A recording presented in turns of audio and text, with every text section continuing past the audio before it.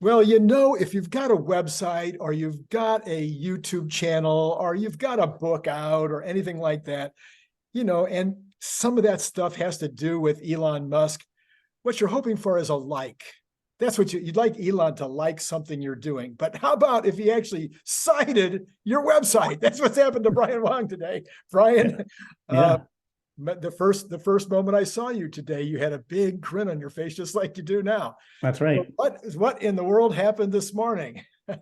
So Elon Musk had a tweet. He was talking with Warren Redlick, a good friend Warren Redlick, about Boring Company. Warren talked about it, how going to be $1 trillion and all that kind of stuff, and all the miles that the Boring Company would tunnel.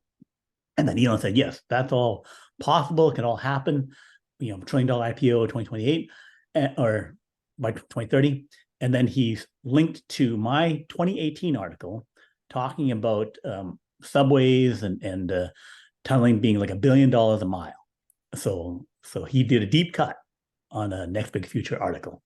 Yeah. That's 2018 article. So Yes. your theory is that he had read that in 2018 and remembered it, or what in the world does he all of a sudden yeah. So either he did that, or more likely would be that some of the various things that I've sent to him and that kind of stuff, he at least looked at it. He didn't reply, but he looked at it, and then he's looked at a few other things. I don't expect him to have read a lot of my stuff, but he looked at some of my things, and then his Google search is tuned to the point where one of my articles out of 100 articles on the same topic came up as something that he would cite. So yeah, very happy that that you got that this morning.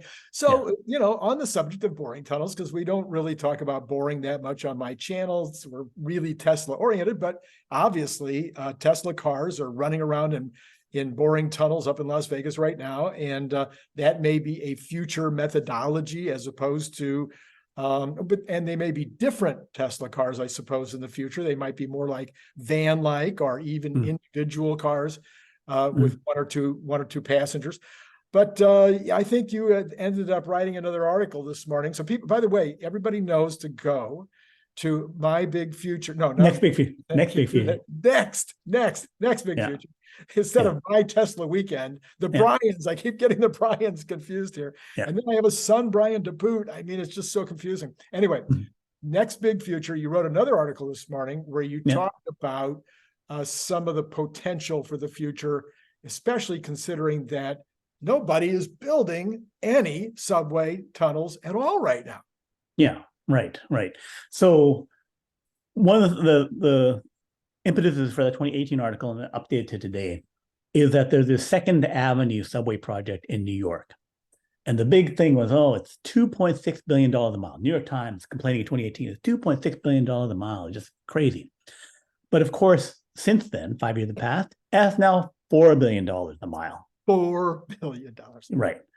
And, other things like example, one after another of projects in United States, San Francisco, $1 billion a mile. Like I think they extended Caltrain 1 stop, 1 mile in San Francisco going into Chinatown, and it's $1 billion, right? So it's just crazy how expensive it is. Comparing that to the boring system where Elon built the they completed a section of tunnel, a few miles, linking up the convention center to a few of the Vegas hotels, like I think the Palms, and they're hooking that up, and they're going to do the entire thing, and that's at $10 to $15 million per mile, right? So they're like at 1% of the cost of these other systems.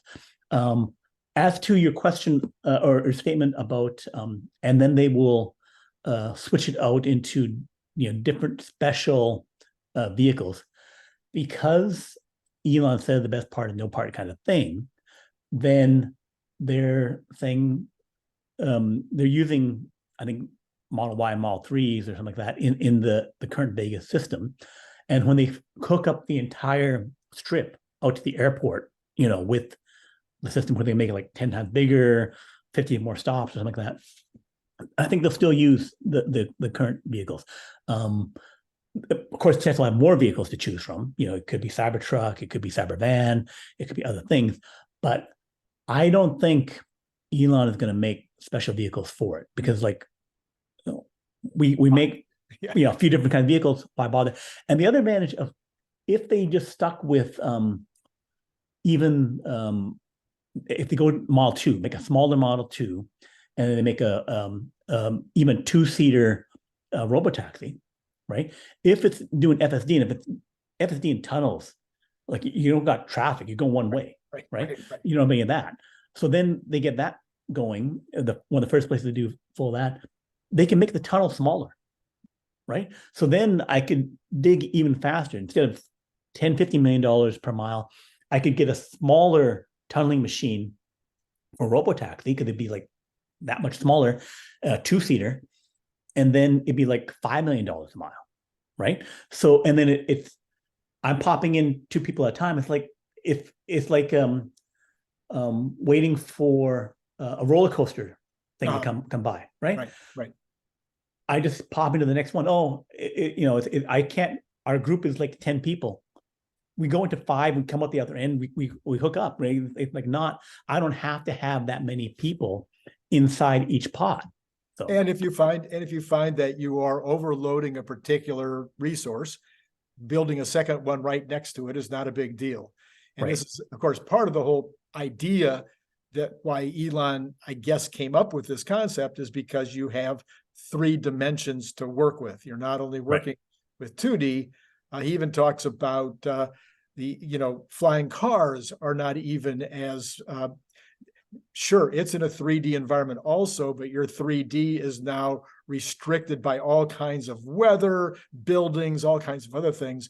Whereas when you're going underground, with a few exceptions, you can go where you want to in a straight line. And this is already seen in places like Japan. They have extensive subway system in Tokyo. Right. There are sections where you go 4 layers deep, but they have like huge gaps in between each of the layers. So I remember going down like 10 flights of escalator to get down to the bottom one. I'm going to the Toei line, or blah blah blah, like all the way down. So it's like super deep.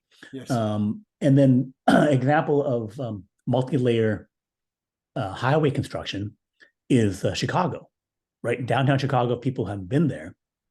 There's section, where is it, Baker Street? I forget, but there's a section of the city near the downtown. It's a downtown area, and it's near the river, and they're like 3 levels down, right? So it's like I was going there, with GPS or like that.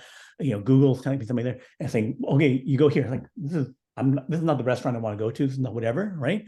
I don't get it. And it's like, oh, I had to read it into the fine print of where I was trying to go. There's layers. You gotta go like 3 down, and you have to go down. I'm trying to go down whatever street to figure it out. It's like, because there's like only certain entrances to do it. Yes. And so that's GPS at work. But anyway, multi-level roads, tunnels, and subways exist. So interesting. Now, Elon has been doing the Boring Company, I think, for 4 or 5 years now, but he's obviously had a lot of experience and a lot of time to talk to these city leaders and regional managers of different kinds. And they haven't got nearly as many projects underway as I think many of us thought they would by now, because it's such an obvious solution. But he points out pretty succinctly, as usual, using as few words as possible, the problem that he's up against. What was that? He said, nobody wants to build it. It's impossible to build anything in America or Europe. Right. It's just so much red tape and so many groups that have their finger in the pie.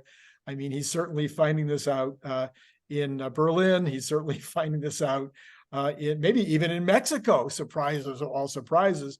We thought that one would be easy, but so the boring tunnel idea continues to be, I think, Warren Redlich is probably its biggest bull. The potential seems really, really dramatic. And I continue to think that in my lifetime, I would like to be able to see certain sections of the LA freeways paved over and turned into parks. I think that would be great. Yeah. So once the bureaucratic roadblocks are broken there, because boring companies continue to make better and better machines. Yes. To tunnel. So they have Proof Rock 2. It goes at about like a mile a week. And then Proof Rock 3 is being built, and that should go 7 miles per week, so a mile per day. Mile a day. Wow. Right. So so the digging currently is like, I think the US has only dug 20 miles in the last 20 years. So again, it's like the projects are there, but they just aren't moving forward at all. It's not the same tunnel, like not all tunnels are equal. Like I said, you can get bigger tunnels. One of the things that's going faster is building a smaller tunnel. Right. So there's also a shift that to occur there. But if you want to make it speed, so you want to replace 10,000 miles of highway, because basically it's like a single lane. Right. So the boring company would be a single lane of highway that I could replace. So instead of doing a highway widening project, and those things also cost like $100 million a mile, because you have to buy the land from the guy beside it and all that kind of stuff. And sometimes more than $100 million. And then also lawsuits and other stuff. So if you go underneath, then it can go faster. So the paradigm shift, when it does happen, will be big. And the other thing is that if Elon's company is big enough, then he can make Elon Town over in Texas or something like that, and then he can make his own tunnels, because they already do that. I think they have a boring tunnel between a boring factory and a SpaceX factory and other things. So he's connecting his own things up. Right. Yeah, I mean, to me, it's a no-brainer. I can't figure out why it hasn't moved faster. Now that you have the proof case in Vegas, I'm shocked that other cities and other regions, other states aren't seeing that this is the only negative that anybody ever talks about is the fact that, you have, how do you get out of the tunnel if there's a problem? People talk about water seepage, but we've been tunneling under cities for at least 2,000 years. Yeah, 2,000 years. Yeah. I think the Romans did it too. Yeah, and then China has had some deep tunnels a long time ago too. And the Egyptians did tunnels, for pyramids, but And we've been putting subways under cities for, I think, 100 years, maybe longer. Right. So I mean, these are not things that haven't been dealt with before. These are pretty obvious and pretty clear cut.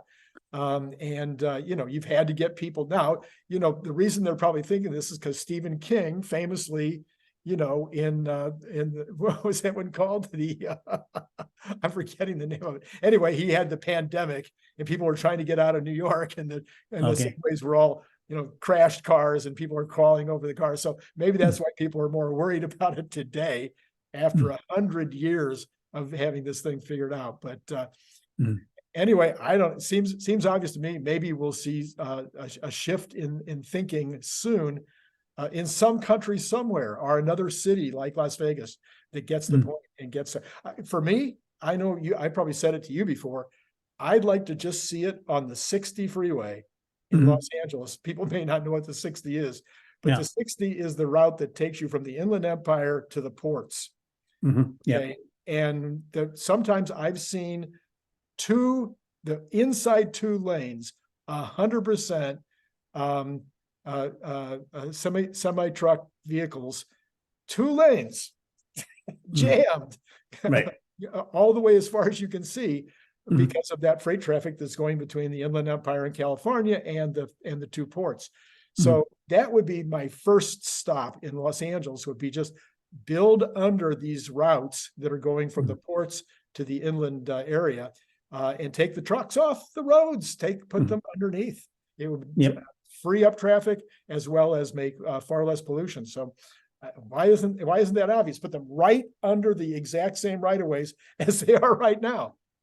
What's hard?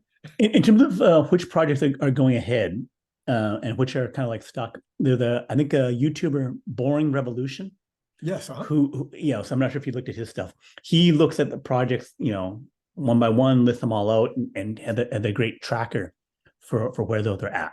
So there have been projects proposed for a couple of projects proposed for California, some for Florida, Chicago, and other stuff. But clearly, most of them, all of them, have been held up. So if those are moving forward, he's spending his time, seeing when they will move, how much money is involved, et cetera. So. All right. Well, hey, listen, thank you so much for coming on this morning. I know that it was a terrible, you had to suffer so much to come on and talk about your big victory. That's right. So Brian, Yeah. we are going to do 2 more shows with you this weekend. So everybody make sure to hit like and notify, hit subscribe, because you have to hit subscribe before you hit notify. Anyway, you want to be notified because Brian and I are going to be talking about some breaking news for him with regard to the way the way Tesla cars will be made in the future that is a little bit different than what you might be thinking about. And then we've got a 3rd show. You want to hear everything Brian has to say. So, hey, Brian, thanks again. And to all of you out there, it's been great talking to you. Thanks, Randy.